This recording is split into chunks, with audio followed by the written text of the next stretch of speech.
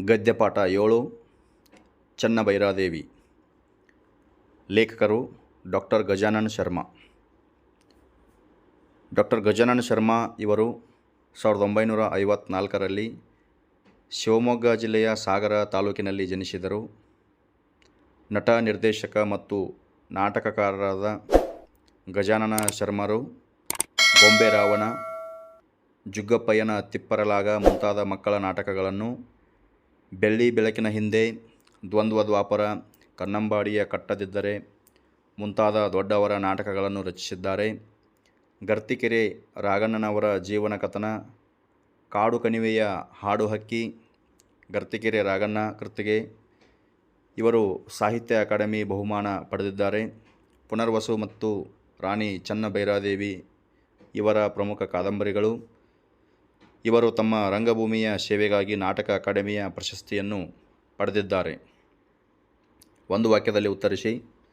ಚನ್ನಭೈರಾದೇವಿಯ ಆಡಳಿತವಿದ್ದ ಪ್ರಾಂತ್ಯಗಳು ಯಾವುವು? ಚನ್ನಭೈರಾದೇವಿಯ ಆಡಳಿತವಿದ್ದ ಪ್ರಾಂತ್ಯಗಳು ಗೇರುಸೊಪ್ಪೆ ಮತ್ತು ಹಾಡುವಳ್ಳಿ ಜೋಡಿ ಸಾಮ್ರಾಜ್ಯಗಳು. ಪ್ರಶ್ನೆ 2. ಚನ್ನಭೈರಾದೇವಿಗೆ ಉದ್ದಟತನದ ಪತ್ರ ಬರೆದವನು ಯಾರು? ಉತ್ತರ: ಚನ್ನಭೈರಾದೇವಿಗೆ ಉದ್ದಟತನದ ಪತ್ರ ಬರೆದವನು ಗೋವೆಯ ಪೋರ್ಚುಗೀಸ್ ಗವರ್ನರ್ ಲೂಯಿಸ್ ಅಟೈಡೆ. ಪ್ರಶ್ನೆ 3.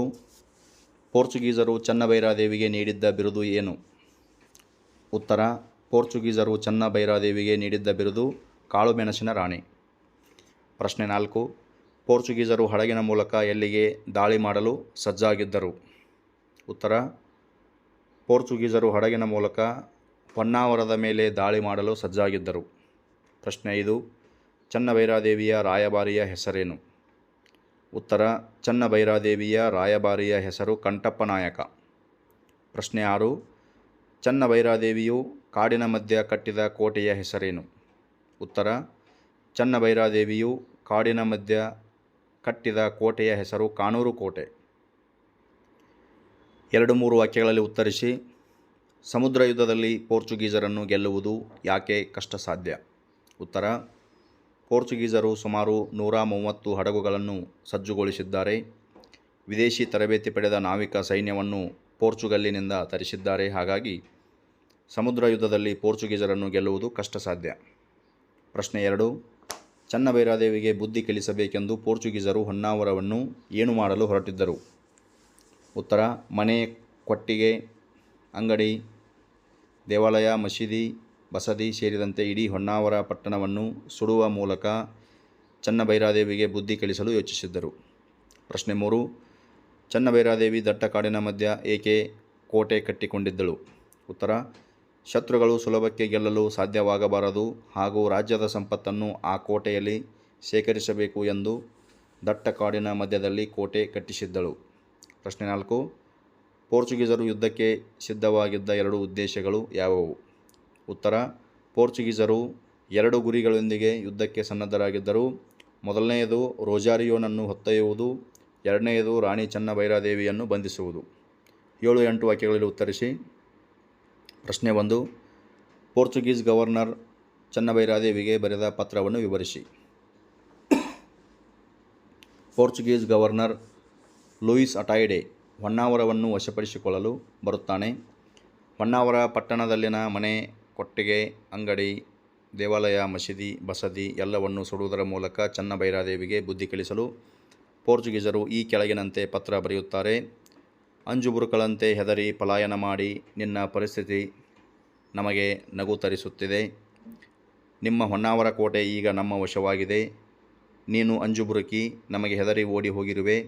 ನಿನಗೆ ಹೊನ್ನಾವರ ಬೇಕಿದ್ದರೆ ನಮಗೆ 3 ಹಡಗು ಕಾಳುಮೆಣಸು ದಂಡ ಕೊಡಬೇಕು. ರೊಜಾರಿಯೋನನ್ನು ಕರೆತಂದು ನಮಗೆ ಒಪ್ಪಿಸಬೇಕು. ನೀನು ನಮ್ಮೆದುರು ಬಂದು ಕ್ಷಮೆ ಕೇಳಿದರೆ ನಿನಗೆ ನಿನ್ನ ರಾಜ್ಯ ಮತ್ತು ಬಿರುದನ್ನು ಹಿಂದಕ್ಕೆ ಕೊಡುತ್ತೇವೆ. ಇಲ್ಲದಿದ್ದರೆ ಹೊನ್ನಾವರವನ್ನು ಸುಟ್ಟು ಹಾಕುತ್ತೇವೆ. ಎಚ್ಚರಿಕೆ ಎಂದು ಗೋವೆಯ ಗವರ್ನರ್ ಲೂಯಿಸ್ ಅಟೈಡೆ ಚನ್ನಭೈರಾದೇವಿಯನ್ನು ಮಟ್ಟ ಹಾಕಲು ಪತ್ರಕ್ಕೆ ಸಹಿ ಹಾಕಿ ಸಿಕ್ಕಿಬಿದ್ದಿರುವ ಸೈನಿಕನ ಮೂಲಕ ಆಕೆಗೆ ಕಳುಹಿಸಲು ತೀರ್ಮಾನಿಸಿದನು. ಪ್ರಶ್ನೆ 2. ಕಾನೂರು ಕೋಟೆಯ ದಾರಿಯಲ್ಲಿ ಚನ್ನಭೈರಾದೇವಿಯ ಸೈನಿಕರು ಪೋರ್ಚುಗೀಸರ ಮೇಲೆ ದಾಳಿ ಮಾಡಿದ ರೀತಿಯನ್ನು ವಿವರಿಸಿ. ಕಾನೂರು ಕೋಟೆಯ ದಾರಿಯಲ್ಲಿ ಚನ್ನಭೈರಾದೇವಿಯ ಸೈನಿಕರು ಪೋರ್ಚುಗೀಸರ ಮೇಲೆ ಮೊದಲಿಗೆ ಕಾಡು ಜನರಿಂದ ದಾಳಿ ಮಾಡಿಸಿದರು. ದೂರದಿಂದ ಪೋರ್ಚುಗೀಸರ ಮೇಲೆ ಕೋಲು ಕಟ್ಟಿಗೆ ಎಸೆದರು. ಬಳ್ಳಿಯ ಮೇಲೆ ಬಂದು ಯೋಧರ ಕೋವಿಯನ್ನು ಹೊತ್ತೊಯ್ದರು. ತುರಿಸುವ ಗಿಡವನ್ನು ಪೋರ್ಚುಗೀಸರ ಮೇಲೆ ಎಸೆದರು. ಬೊಬ್ಬೆ ಬರಿಸುವ ರಸ ಸುರಿದರು. ಹಾವು ಚೇಳು ಎಸೆದು ಪೋರ್ಚುಗೀಸರ ಸೈನ್ಯವನ್ನು ದಿಕ್ಕಾಪಾಲಾಗುವಂತೆ ಮಾಡಿದರು. ಹುಲಿ ಕರಡಿಗಳು ದೊಡ್ಡ ಹೆಬ್ಬಾವುಗಳಿಂದ ದಾಳಿ ಮಾಡಿಸಿದರು. ವಿಚಿತ್ರವಾದ ರಸ ಎರಚಿದ ಸೈನಿಕರ ಮುಖಗಳನ್ನು ಸುಟ್ಟರು. ಮರಗಳನ್ನು ಕಡಿದು ಸೈನಿಕರ ಮೇಲೆ ಕೆಡವಿ ಗಾಯಗೊಳಿಸಿದರು. ಹಲವು ಗುಂಡಿ ತೋಡಿ ಹುಲ್ಲು ಮುಚ್ಚಿ ಗುಂಡಿಗಳಿಗೆ ಸೈನಿಕರನ್ನು ಬೀಳಿಸುವುದರ ಮೂಲಕ ದಾಳಿ ಮಾಡಿಸಿದರು. ಕುಡಿಯುವ ನೀರು, ಆಹಾರದ ಪೊಟ್ಟಣಗಳನ್ನು ಸಿಗದಂತೆ ಮಾಡಿ ಪೋರ್ಚುಗೀಸರ ಸೈನ್ಯ ಹಸುವಿನಿಂದ ಕಂಗಾಲಾಗುವಂತೆ ಮಾಡಿದರು. ದೊಡ್ಡ ದೊಡ್ಡ ಕಲ್ಲುಗಳನ್ನು ಉರುಳಿ ಬೀಳಿಸುವುದರ ಮೂಲಕ ದಾಳಿ ಮಾಡಿಸಿದರು. ಇದಕ್ಕೆ ಅಟಾಯ್ಡೆ ನೀರು ನೀರು ಎಂದು ಬೊಬ್ಬೆ ಹಾಕುತ್ತಾ ಹೆದರಿದನು. ಈ ಮೇಲಿನಂತೆ ಪೋರ್ಚುಗೀಸರ ಸೈನಿಕರನ್ನು ಹಿಂಸೆ ಮಾಡಿದ್ದರ ಫಲವಾಗಿ ಚನ್ನಭೈರಾದೇವಿಗೆ ಜಯವಾಯಿತು. ಪ್ರಶ್ನೆ 3. ಮರದ ಹಿಂದಿನ ಧ್ವನಿಯು ಲೂಯಿಸ್ ಅಟಾಯ್ಡೆಯನ್ನು ಹೇಗೆ ಎಚ್ಚರಿಸಿತು? ಉತ್ತರ: ಚನ್ನಭೈರಾದೇವಿ ಸೈನಿಕರನ್ನು ಸೋಲಿಸಲು ಬಂದ ಪೋರ್ಚುಗೀಸರ ಲೂಯಿಸ್ ಅಟಾಯ್ಡೆ ಸೋಲುವ ಸ್ಥಿತಿಯಲ್ಲಿದ್ದಾಗ ಮರದ ಹಿಂದಿನ ಧ್ವನಿಯು ಹೀಗೆ ಕೇಳಿಸುತ್ತದೆ: ಶತಮೂರ್ಖ ಲೂಯಿಸ್ ಅಟಾಯ್ಡೆ, ಯೋಚಿಸು, ಯಾರು ಮೋಸಗಾರರು, ಯಾರು ವಂಚಕರು? ಇದು ನಮ್ಮ ಮಣ್ಣು, ನಮ್ಮ ಕಾಡು, ನಮ್ಮ ನೆಲ. ಇಲ್ಲಿಗೆ ಹೊಂಚು ಹಾಕಿ ಬಂದ ವಂಚಕರು ನೀವು. ಏನು, ನಮ್ಮ ರಾಣಿಯನ್ನು ಬಂಧಿಸಿ ಕೊಂಡೊಯ್ಯುವೆಯಾ? ಬಾ, ಮೊದಲು ಕಾನೂರು ಕೋಟೆಗೆ ಹತ್ತಿ ಬಾ. ನಿನ್ನ ಆತಿಥ್ಯಕ್ಕಾಗಿ ಸಿದ್ಧಳಾಗಿ ಕಾಯುತ್ತಿದ್ದಾಳೆ ನಮ್ಮ ರಾಣಿ. ಮಿಸ್ಟರ್ ಅಟಾಯ್ಡೆ, ಖಂಡಾಂತರಗಳನ್ನು ದಾಟಿ ಬಂದ ನಿನ್ನ ಕೆಚ್ಚು ಎಲ್ಲಿ ಹೋಯಿತು? ನಿನ್ನೆ ರಾಯಭಾರಿ ಕಂಟಪ್ಪನನ್ನು ಕೊಲ್ಲಲು ಹೊರಟ ನಿನ್ನ ಬಂದೂಕು ಈಗೇಕೆ ಸುಮ್ಮನಾಯಿತು? ಪೋರ್ಚುಗೀಸರೆಂದರೆ ಪ್ರಪಂಚವನ್ನು ಆಳಲು ಹುಟ್ಟಿದವರು ಎನ್ನುತ್ತಿದ್ದ ನಿನ್ನ ಅಟಾಟೋಪ ಈಗೆಲ್ಲಿ ಹೋಯಿತು? ಕಡಲು ನಿನಗೆ ಆಟದ ಮೈದಾನವಾದರೆ ಕಾಡು ನಮಗೆ ಆಡಂಬಲ, ನೆನಪಿಟ್ಟುಕೋ ಎಂದಿತು. ಪ್ರತಿಯಾಗಿ ಅಟಾಯ್ಡೆ, ಮೂರ್ಖ ಯಾರೋ ನೀನು, ಫೂಲ್. ಮರೆಯಲ್ಲಿ ನಿಂತು ಗೆದ್ದೆನೆಂದು ಬೊಬ್ಬಿರಿಯಬೇಡ. ಇಲ್ಲಿಂದ ಹಿಂದಿರುಗಿದ ಮೇಲೆ ಎನ್ನುತ್ತಿದ್ದಂತೆ ಆ ಧ್ವನಿ ಹ ಹ ಹ. ಹಿಂತಿರುಗಿದರೆ ತಾನೇ ನಿನ್ನ ಅಟಾಟೋಪ? ಅದು ಹೇಗೆ ಹಿಂದಿರುಗುವೆ? ದಾರಿಯಲ್ಲಿದೆ ಎಂಬುದಾಗಿ ಧ್ವನಿ ಕೇಳಿಬರುತ್ತದೆ. ಸಂದರ್ಭ ಸಹಿತ ಸ್ವಾರಸ್ಯವನ್ನು ವಿವರಿಸಿ. ಪ್ರಶ್ನೆ 1. ನಮ್ಮ ನೆಲದ ನಾವಿಕ ರೊಜಾರಿಯೋನನ್ನು ಅವರಿಗೊಪ್ಪಿಸು. ನಾವೇನೂ ಹೆಂಬೇಡಿಗಳಲ್ಲ. ಆಯ್ಕೆ: ಈ ಮೇಲಿನ ವಾಕ್ಯವನ್ನು ಡಾಕ್ಟರ್ ಗಜಾನನ್ ಶರ್ಮಾ ಅವರು ಬರೆದಿರುವ ರಾಣಿ ಚನ್ನಭೈರಾದೇವಿ ಎಂಬ ನಾಟಕದಿಂದ ಆಯ್ದುಕೊಳ್ಳಲಾಗಿದೆ. ಸಂದರ್ಭ: ಪೋರ್ಚುಗೀಸ್ ಗವರ್ನರ್ ಲೂಯಿಸ್ ಅಟಾಯ್ಡೆ ಪತ್ರವನ್ನು ಬರೆದು ಪೋರ್ಚುಗೀಸ್ನ ರೊಜಾರಿಯೋನನ್ನು ನಮಗೆ ಒಪ್ಪಿಸಬೇಕು, ಇಲ್ಲದಿದ್ದರೆ ಮಹಾರಾಣಿಯವರನ್ನು ದಂಡಿಸಲಾಗುತ್ತದೆ ಎಂದು ಹೇಳುವ ಸಂದರ್ಭದಲ್ಲಿ ಈ ಮಾತು ಬಂದಿದೆ. ಸ್ವಾರಸ್ಯ: ಇಲ್ಲಿ ಲೇಖಕರು ರಾಣಿ ಚನ್ನಭೈರಾದೇವಿಯ ಶೌರ್ಯ ಪರಾಕ್ರಮವನ್ನು ಇಲ್ಲಿ ಸ್ವಾರಸ್ಯಪೂರ್ಣವಾಗಿ ಹೇಳಲಾಗಿದೆ. ಪ್ರಶ್ನೆ 2. ಈ ಸಮುದ್ರ ಯುದ್ಧದಲ್ಲಿ ಅವರನ್ನು ಗೆಲ್ಲುವುದು ಕಷ್ಟ ಸಾಧ್ಯ. ಸಂದರ್ಭ: ಪೋರ್ಚುಗೀಸರು ಹೊನ್ನಾವರದ ಮೇಲೆ ದಾಳಿ ನಡೆಸಲು ಸುಮಾರು 130 ಹಡಗುಗಳನ್ನು ಸಜ್ಜುಗೊಳಿಸಿದ್ದಾರೆ ಹಾಗೂ ವಿಶೇಷ ತರಬೇತಿ ಪಡೆದ ನಾವಿಕ ಸೈನ್ಯವನ್ನು ಪೋರ್ಚುಗಲಿನಿಂದ ತರಿಸಿದ್ದಾರೆ ಎಂದು ಶಬಲೆ ಹೇಳುವ ಸಂದರ್ಭದಲ್ಲಿ ಈ ಮೇಲಿನ ಮಾತು ಬರುತ್ತದೆ.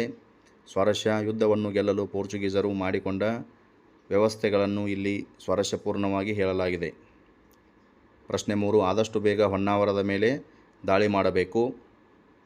ಸಂದರ್ಭ: ಪೋರ್ಚುಗೀಸರಿಗೆ ರೊಜಾರಿಯೋನನ್ನು ಒಪ್ಪಿಸುವುದಿಲ್ಲ. ಕಪ್ಪ ಕೊಡಲು ಇದು ನಿಮ್ಮ ಅಪ್ಪನ ನೆಲವಲ್ಲ.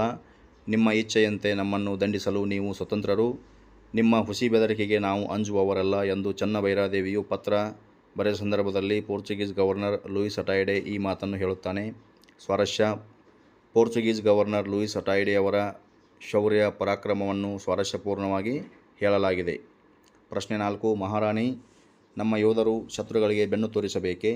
ಸಂದರ್ಭ: ಹೊನ್ನಾವರ ಕೋಟೆಯನ್ನು ಸಂಪೂರ್ಣ ತೆರವುಗೊಳಿಸಿ ಬಾಗಿಲನ್ನು ಭದ್ರಪಡಿಸಿ ಶಸ್ತ್ರಸಜ್ಜಿತ ಸೈನಿಕರ ಮೂಲಕ ಪರಂಗಿಗಳು ಮೇಲೆ ಬರದಂತೆ ಸಾಧ್ಯವಾದ ಮಟ್ಟಿಗೆ ತಡೆಯಿರಿ. ಪೋರ್ಚುಗೀಸರು ಬಂದರಿನಿಂದ ಹೊರಬಂದ ನಂತರ ಹೋರಾಡುತ್ತಾ ಮೆಲ್ಲಗೆ ಪಲಾಯನ ಮಾಡಿ ಎಂದು ಚನ್ನಭೈರಾದೇವಿ ಭೈರವನಾಯಕನಿಗೆ ಹೇಳುವ ಸಂದರ್ಭದಲ್ಲಿ ಈ ಮಾತು ಮೂಡಿಬರುತ್ತದೆ. ಸ್ವಾರಸ್ಯ: ಪೋರ್ಚುಗೀಸರನ್ನು ಸೋಲಿಸಲು ಚನ್ನಭೈರಾದೇವಿಯ ಯುದ್ಧ ತಂತ್ರಗಾರಿಕೆಯನ್ನು ಇಲ್ಲಿ ಸ್ವಾರಸ್ಯಪೂರ್ಣವಾಗಿ ಹೇಳಲಾಗಿದೆ. ಪ್ರಶ್ನೆ 5. ಕುತಂತ್ರವನ್ನು ತಂತ್ರಗಾರಿಕೆಯಿಂದಲೇ ಮಣಿಸಬೇಕು. ಸಂದರ್ಭ: ರಾಣಿಯು ಹೊನ್ನಾವರ ಕೋಟೆಯನ್ನು ಸಂಪೂರ್ಣ ತೆರವುಗೊಳಿಸಿ ಪೋರ್ಚುಗೀಸರು ಬಂದರಿನಿಂದ ಹೊರಬಂದ ನಂತರ ಪಲಾಯನ ಮಾಡಿ ಎಂದು ಭೈರವನಾಯಕನಿಗೆ ಹೇಳಿದಳು. ಆಗ ಭೈರವನಾಯಕರು, ಮಹಾರಾಣಿ, ನಮ್ಮ ಯೋಧರು ಶತ್ರುಗಳಿಗೆ ಬೆನ್ನು ತೋರಿಸಬೇಕೇ ಎಂದಾಗ ಮಹಾರಾಣಿಯು, ನಾಯಕರೇ, ಸೈನಿಕರೇ, ಇದು ಯುದ್ಧ ತಂತ್ರ, ಮುಳ್ಳನ್ನು ಮುಳ್ಳಿನಿಂದ ತೆಗೆಯಬೇಕು ಎಂದು ಹೇಳುವ ಸಂದರ್ಭದಲ್ಲಿ ಈ ಮಾತು ಮೂಡಿಬಂದಿದೆ.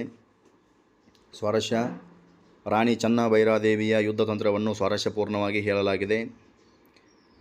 ಸರಿಯಾದ ಉತ್ತರವನ್ನು ಆರಿಸಿ ಬರೆಯಿರಿ. ಚೆನ್ನಭೈರಾದೇವಿ ಗೇರುಸೊಪ್ಪೆ ಮತ್ತು ಹಾಡುವಳ್ಳಿ ಜೋಡಿ ಸಾಮ್ರಾಜ್ಯಗಳ ಪಟ್ಟದ ರಾಣಿ. ಪ್ರಶ್ನೆ 2, ಗೋವಾದ ಪೋರ್ಚುಗೀಸ್ ಗವರ್ನರ್ ಲೂಯಿಸ್ ಅಟಾಯ್ಡೆ. ಪ್ರಶ್ನೆ 3, ಚೆನ್ನಭೈರಾದೇವಿಯ ಹೊನ್ನಾವರದ ನಾವಿಕ ಪಡೆಯ ಸರದಾರ ಭೈರವ ನಾಯಕ. ಪ್ರಶ್ನೆ 4, ಪೋರ್ಚುಗೀಸರು ಸಜ್ಜುಗೊಳಿಸಿದ ಹಡಗುಗಳ ಸಂಖ್ಯೆ 130. ಪ್ರಶ್ನೆ 5, ಪೋರ್ಚುಗೀಸರು ನಗರವನ್ನು ಸುಟ್ಟುಹಾಕಲು ನಿರ್ಧರಿಸಿದರು. ಹೊನ್ನಾವರ.